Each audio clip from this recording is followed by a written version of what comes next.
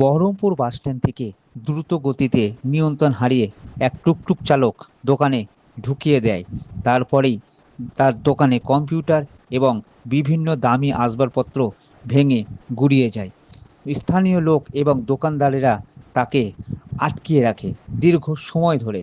বহরমপুর থানায় ফোন করলে পুলিশ এসে তাকে উদ্ধার করে এবং স্থানীয় লোক ও দোকানদাররা জানায় তাদের যে ক্ষতি হয়েছে সে ক্ষতিপূরণের দিতে হবে।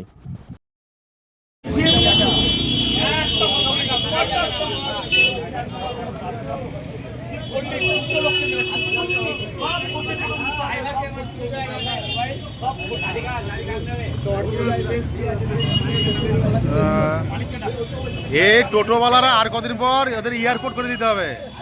হ্যাঁ, এদেরকে মানে প্লেন চালাতে হবে। এরা এত ড্রাইভার দেখ অবস্থা।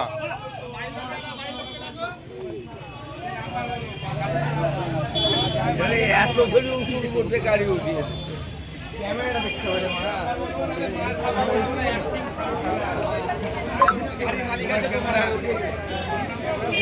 দোকান ফোকান উড়ে দিয়েছে।